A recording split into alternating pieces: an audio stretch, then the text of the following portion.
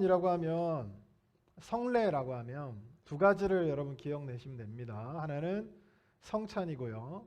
하나는 세례입니다. 그래서 우리가 세례가 무엇인지 모르는 사람은, 성찬이 무엇인지 모르는 사람은 이 예식의 가치를 이해할 수 없다라고 하는 것이 바로 성례전입니다. 또한 이 예식에 참여하는 것이 어떠한 의미인지를 알고 이를 잘 준비한 사람과 그렇지 못한 사람의 차이도 명확하게 있다라고 하는 거죠. 어떤 사람에게 이 예식은 놀라운 하나님의 은혜가 되기도 하지만 어떤 이들에게는 의미 없는 행위에 불과하다라고 하는 겁니다. 예수 그리스도가 이 땅에 오셨지만 어떤 이에게는 정말 구원의 상징이고 생명이었고 그분의 오심이 감격이고 감동이었지만 어떤 이들에게는 예수 그리스도가 오심이 분노였고 죽임이었고 욕이었습니다. 이게 명확하게 갈리죠. 성찬식도 마찬가지. 어떤 사람에게는 큰 의미가 있지만 어떤 사람에게는 아무 의미가 없다라고 하는 거죠. 할렐루야. 우리 다시 옆 사람에게 성례전에 잘 참여합시다. 한 학생이 아직 세례를 받지 않았다는 얘기는 아직 어떤 교육도 받지 않은 거예요. 그래서 세례를 안 받은 이 11시 예배나 이럴 때 그 유초등부 학생들이나 이제 중고등부 학생들이 이렇게 예배를 같이 드리다 보니까 이 아이들이 어떤 정보를 다 못 들은 거예요. 그러니까 성찬 이렇게 떡을 나눠주고 포도주를 나눠주는데 이거를 받아야 되는지 안 받아야 되는지, 또 이제 장로님이나 안주십사님들도 얘가 세례를 받았는지 입교를 받았는지 전혀 모르는 거예요. 그러니까 이 애가 그냥 뭐 분별을 못하고 이제 떡을 나눠줄 때 받은 거예요. 세례를 안 받았는데 받은 겁니다. 그래서 빵을 먹은 거죠. 받아 먹었어요. 그때 이제 예배 끝나고 저한테 이제 물어보는데, 제가 그때 전도사였는데 그 학생이 저한테 와가지고 저한테 이렇게 물어봤습니다. 왜 카스테라가 예수님의 몸이에요? 라고 물어보는 거죠. 그러니까 그때 당시 이제 원로 목사님이 집례를 하시면서 이제 이 빵을 이제 떡을 나눠 주시면서 이것은 예수님의 몸이다 그랬던 거죠. 근데 이 떡이, 이 카스테라가 왜 예수님의 몸이냐 이걸 이해를 못하고 먹은 겁니다. 또 제가 예화를 자주 들었지만 어떤 친구는 이제 포도주를 이렇게 봤는데 어떻게 했다고요? 포도주를 탁 먹고 그런 거지. 어떤 분은 앞에서 막 울고 있고 어떤 분은 막 기도하고 있고 그런데 뒤에서 갑자기 한 친구가 한 잔 들이키더니 캬 그러고 있는 거예요. 분위기가 애매하죠. 갑자기 울고 계신 분이 웃을 수도 없고, 그런 애매한 상황이 발생하는 거죠. 다시 한번 말씀드리지만 자기가 성인 세례를 받았거나 아니면 입교를 받았거나 이런 분들만 성찬식에 참여할 수 있습니다. 나 유아세를 받았는데요. 유아세를 받았는데요. 받아도 되지? 아닙니다. 유아세를 받은 사람은 입교를 받아야 돼요. 그리고 성인 세례는 이제 유아세례를 받지 못했던 분들은 성인 세례를 받아야 됩니다. 그래야지 성찬식을 받을 수 있다. 아무나 받으시면 안 됩니다.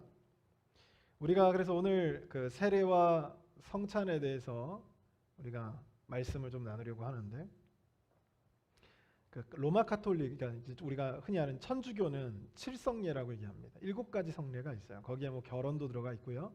그리고 거기에 이제 그 우리가 흔히 알고 있는 그 신부님 그 안에 이렇게 들어가 있고 고해성사라고 하죠. 그것도 이제 7성례로 들어갑니다. 그래서 성례라고 하는 건 굉장히 교회에서 중요하게 여기는 예식을 얘기하거든요. 그래서 이 천주교는 7개를 이야기하지만 이제 개신교, 우리 교회는 2개만 딱 얘기합니다. 예수님께서 직접 허락하셨거나 제정하셨거나 2가지. 그래서 세례와 성찬만이 이제 성례로 지키고 있습니다. 그래서 이 세례와 성찬이라고 하는 것이 그 어떤 의미를 가지고 있냐면, 우리가 예배를 보면 돼요. 구약의 예배의 형태는 뭐였죠? 가장 예배가 여러분 여러 가지가 될 수 있어요. 넓은 의미에서 여러분이 그 직장에 가서 만약에 기도하고 찬양, 그것도 예배입니다. 그러니까 그런 넓은 의미에서 여러 가지 예배의 형태가 있지만 공식적인 그 예배라고 하면 구약에는 뭐가 있죠? 제사가 있습니다. 제사에서 가장 중요한 핵심은 무엇입니까? 피를 흘리는 겁니다. 자, 그러면 물어볼게요. 여러분, 제사는 효력이 있을까요? 없을까요? 죄를 사하는 효력이 있을까요? 없을까요? 없습니다. 만약에 그것이 효력이 있다면 지금도 여러분은 제사를 드리시면 돼요. 그죠? 근데 여러분이 알다시피 예수 그리스도가 이 땅에 오신 이후 교회는 단 한 번도 제사를 드린 적이 없습니다. 왜냐하면 제사는 효력이 없다는 것, 그것을 깨달았고 구약의 제사들이 결국 누구를 보게 만들었냐면 피 흘리실 예수 그리스도를 보여주기 위함이었다는 거죠. 그래서 구약의 제사도 그 주인공이 누구냐면 예수 그리스도라고 하는 거죠. 예수 그리스도를 통해서 하나님께 죄 사함을 받고 예수 그리스도를 통해서 하나님 앞에 설 수 있는 것. 죄인은 하나님 앞에 서지 못합니다. 근데 예수 그리스도를 통해서만 하나님 앞에 설 수 있었던 거죠. 훗날 이제 예루살렘 성전이 무너졌습니다. 예루살렘 성전이 무너지고 이제 또 예배 형태가 바뀌어요. 근데 본질은 바뀐다, 안 바뀐다? 안 바뀐다. 그래서 이제 예루살렘 성전이 무너지고 포로로 끌려가요. 그럼 거기서 회당이란 걸 만들었습니다. 거창하진 않아요. 그냥 여기서 모입시다 하는 거예요. 거기가 뭐 그냥 땅바닥이면 상관없어요. 거기 땅바닥에다 돌 몇 개 놓고 유대인들이 다 같이 모이는 겁니다. 모여서 뭘 했느냐? 우리는 지금 1시간 예배 드리는 것도 어렵죠. 저기 제가 예배의 형태를 지금 요즘의 시대에 맞게 바꾸려고 요즘에 연구를 많이 해요. 이 교회 저 교회 막 이제 들여다보고 들어보면서 어떻게 하는 것이 본질을 회복하는 예배가 될 수 있을까? 고민을 많이 합니다. 근데 저기 이제 서울이니까 가능한 이야기입니다. 서울에 있는 한 교회 젊은 청년들을 데리고 개척한 그런 교회를 보니까 거기가 11시 예배 딱 한 번, 일주일에 11시 예배 딱 한 번 드리더라고요. 근데 11시 예배를 딱 한 번 드리는데 예배 시간이 2시간 반 정도 돼요. 점심도 안 먹습니다. 그렇게 오래 드리는 거예요. 찬양하고 말씀 듣고 기도하고 찬양하고 기도하고 또 말씀, 이런 순서가 계속 이어져요.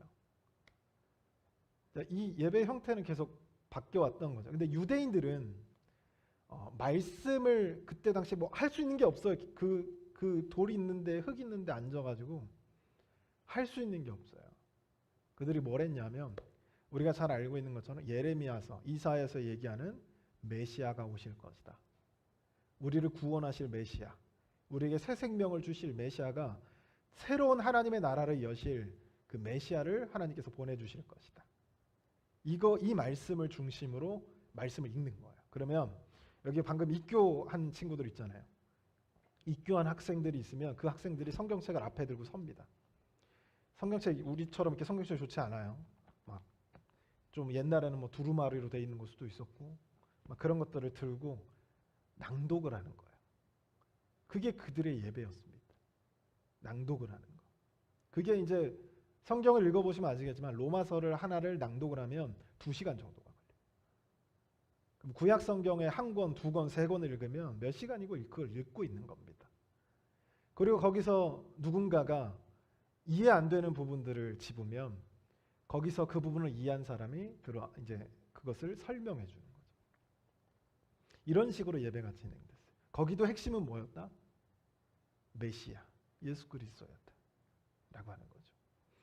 예수님께서 직접 오셨습니다. 예수님께서 직접 오시고 이제 죽으시고 부활하시고 승천하셨어요. 이 땅에 예수님이 없습니다. 그 시대를 우리는 초대교회 시대라 그래요. 그 초대교회의 핵심, 예배의 핵심이 뭐였을까요? 예배의 핵심. 구약에는 제사였고 이제 포로기 때는 말씀을 낭독하는 것입니다. 회당이죠.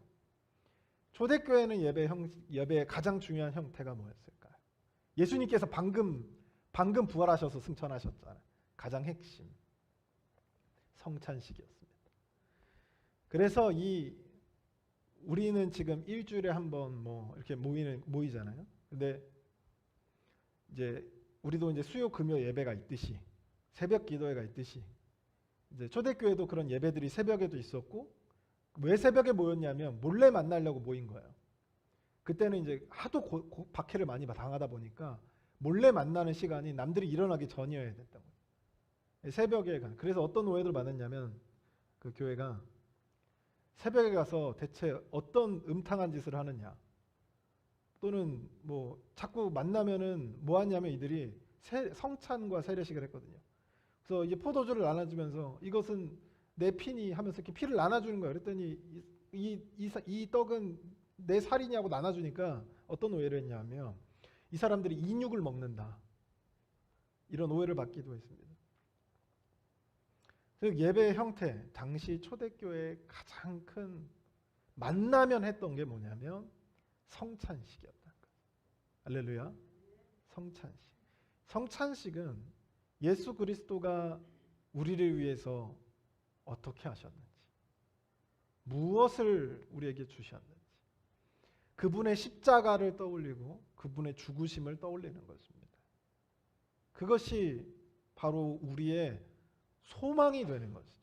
우리가 그전에는 이 땅에 있는 것이 우리의 소망이었습니다. 더 많이 가지는 것, 더 풍요로워지는 것, 더 많은 것을 누리는 것이 우리의 소망이었어요. 우리의 희망이었습니다. 그리고 그러나 이것이 바뀌었죠. 예수 그리스도를 만나면서 바뀌었어요. 그분의 십자가를 받고 그분의 십자가를 경험했습니다. 그분이 나를 위해서 어떻게 사랑했기에 그분이 가지고 있는 그 모든 것들을 포기해서 이 땅에 오시고 죽기까지 순종하셨는지를 우리가 발견하게 되는 거죠. 그래서 이 성찬을 통해서 우리는 예수 그리스도가 우리를 얼마나 사랑하셨는지, 우리를 위해서 무엇을 포기하셨는지 확인하는 시간이죠. 우리는 망각의 동물입니다. 자꾸 잊어버려요. 우리 신앙도 까먹습니다. 그러면 우리가 이 성찬식을 통해서 다시 확인하는 거죠. 다시 떠올리는 겁니다. 그래서 다시 내 믿음을 강화시키는 것, 그것이 성찬식이라고 하는 겁니다. 세례는 아주 단순합니다. 세례는 물에 들어갔다 나오죠. 세례는 물에 들어갔다 나오는데 이것은 거듭남, 다시 태어나는 것을 말해요. 다시 태어난다. 그러니까 우리가 다시 태어나려면 어떻게 해야 되죠? 죽어야 됩니다. 맞습니다. 아멘입니다. 어디서 죽습니까? 예수 그리스도의 십자가와 함께 죽는다고 바울이 고백합니다. 그래서 우리가 죽고 다시 살아나는 거죠.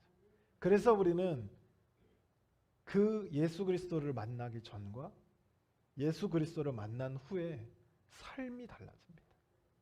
바라보는 것이 달라지죠. 요한복음 3장에 보면 성경에 능통한 바리새인이었던 니고데모가 나옵니다. 니고데모가 밤에 몰래 예수님을 찾아와요. 예수님 찾아와서 물어봅니다. 내가 구원을 받으려면, 내가 영생을 얻으려면 어떻게 해야 됩니까? 라고 물어봐요. 바리새인이 성경에 능통하고 성경을 가르치고 성경을 강론하고 연구하는 그 바리새인인 니고데모가 예수께 찾아와 어떻게 하면 영생을 얻을 수 있습니까? 시험하려고 물어본 게 아니에요. 밤에 몰래 왔다는 얘기는 남들한테 들키면 안 되니까 몰래 온 거예요. 아무도 안 보는 그 사이에 예수님께 몰래 찾아와서 진짜 자기가 궁금한 걸 물어본 겁니다. 그때 예수님께서 뭐라고 하셨냐면 거듭나야 된다라고 표현합니다. 다시 태어나야 된다. 그러자 이 니고데모, 여러분 예수 그리스도를 인격적으로 만난 사람과 만나지 않은 사람의 명확한 차이는 거듭남을 이해할 수 있느냐, 이해할 수 없느냐예요. 왜냐하면 우리가 경험한 건 이해할 수가 있어요. 그게 뭐 신학적으로 뭐 어쩌고 저쩌고 이런 거 필요 없습니다. 내가 경험했으면 난 이해할 수 있는 거예요. 내가 경험하지 못했으면 신학적으로 아무리 잘 알아도 모르는 겁니다. 그래서 이 니고는 성경에 박식하고 성경을 가르치는 직업을 갖고 있고 정말 이 성경을 자기의 모든 것으로 다 흡수하고 있는 니고데모, 바리새인 니고데모가 예수님께 거듭나야 된다라는 말을 하시니까 이해를 못하는 거야. 그래서 뭐라고 말하냐면, 그러면 내가 어머니의 태에 다시 들어갔다가 다시 태어나야 합니까? 이렇게 물어보는 거예요. 이해를 전혀 못한 거죠. 근데 이해를 한 사람이 있어요. 바로 바울입니다. 바울은 이 거듭남을 명확하게 알고 있어서 다메섹 석상에서 예수 그리스도를 인격적으로 만나서 그의 삶이 총두리째 바뀌었죠. 그래서 바울이 예수를 만나기 전과 만난 후를 뭐라고 표현하냐면 옛사람, 새 사람 이렇게 표현합니다. 썩어 없어질 구습을 따르던 옛사람은 이미 죽고 옛 바울은 죽었어요. 예수 그리스도와 함께 죽었습니다. 그리고 내가 살아가는 것은 새로운 사람, 새로운 바울이라고 하는 거죠. 우리 성경 한번 찾아보겠습니다. 우리 갈라디아서 2장입니다.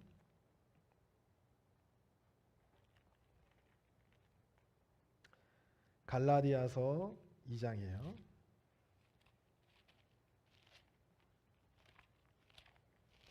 고린도 전후서 뒤에 있습니다. 갈라디아서 2장 20절 말씀입니다. 우리 함께 읽습니다.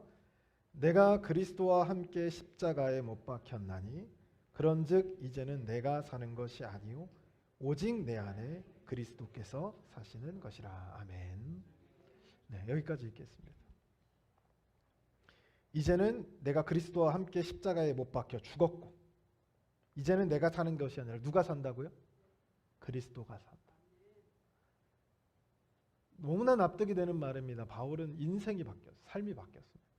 그전에는 성공의 탄탄대로를 걷고 있었던 사람이죠. 근데 그 모든 것들을 다 버려버리고 매맞고 헐벗고 굶주리는 삶을 살아갑니다. 심지어는 돌에 맞아서 시체인 줄 알고 성벽 밖에 버림을 당하기도 했던 것이 바울의 삶이죠. 그 삶을 놓고 바울이 그렇게 얘기하는 거예요. 이제는 내가 사는 게 아니라 내 안에 누가 산다? 그리스도가 산다. 세례라고 하는 것은 다시 태어나는 것을 이야기합니다. 이것은 생명을 나타내기도 하죠. 새로운 생명. 그래서 이 세례를 받은 자는 성찬을 통해서 그의 몸을 먹고 그의 피를 마심으로써 예수 그리스도와 뭐가 되는 거죠? 하나가 되는 겁니다. 여러분 이게 왜 중요하냐면 우리는 하나님 앞에 설 수가 없습니다. 누구를 통해서 서야 되죠? 예수 그리스도를 통해서 서야 합니다. 예수 그리스도가 없이는 죄인인 우리가 하나님 앞에 서는 순간 우리는 죽임을 당할 수밖에 없다는 거죠. 우리에게 찾아오는 건 영원한 죽음밖에 없습니다. 그래서 우리는 하나님 앞에 설 수 없어요. 하나님을 본질적으로 하나님을 예배할 수 없습니다. 근데 예수 그리스도를 통해서 하나님 앞에 서는 거죠. 예수 그리스도를 통해서 우리가 하나님께 죄 사함을 얻습니다. 하나님께서 선포하시는 거죠. 우리가 예수 그리스도 안에 있으니까 하나님께서 선포하는 너는 의인이다 선포하는 겁니다. 죄인인데 의인이다라고 선포합니다. 그걸 또 예수 그리스도를 통해서 그런 거죠. 우리는 하나님을 예배하는데 내 능력과 내 힘으로 서지 못합니다. 죄인인 우리가 하나님을 예배할 수 없어요. 예수 그리스도를 통해서 예배하는 것이죠. 그래서 우리는 예수 그리스도와 하나 되는 것이 중요합니다.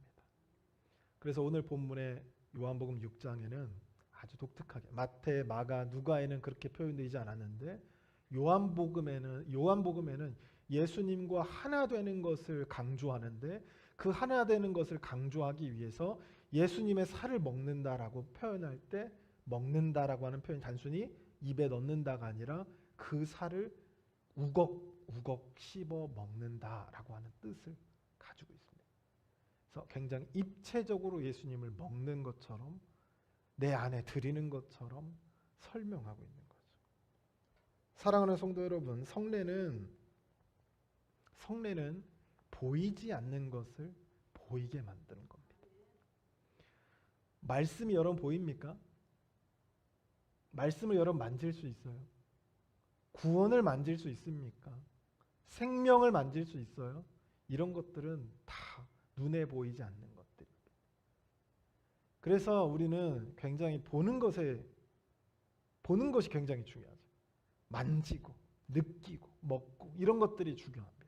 감각으로 느끼는 걸 굉장히 중요하게 여기기 때문에 예수님께서 제정하신 세례와 성찬은 보이지 않는 그것들을 보이게 제정한 것이죠. 맛볼 수 없는 것들을 맛볼 수 있게 만들었습니다. 만질 수 없는 것들을 만질 수 있게 만들었죠. 그것을 보고 만지고 먹으면서 우리는 다시 이 말씀들을 우리가 어떻게 살아났는지, 예수 그리스도가 우리를 위해서 어떻게 하셨는지 우리가 기억해 내는 것. 그것이 성례전이라는 사실을 꼭 명심하시길 주님의 이름으로 소원합니다. 우리가 이제 성례전을 이제 진행할 성찬식을 할 텐데 그 안에서 우리가 아무렇게나 먹고 마시는 것이 아니라 그것이 무엇을 의미하는지, 무엇을 상징하는지, 하나님께서 우리의 믿음을 어떻게 강화하고 싶으신 건지, 그것을 통해서 어떻게 강화하고 싶으신 것인지 그 속에서 발견하는 우리가 되기를 주님의 이름으로 소원합니다.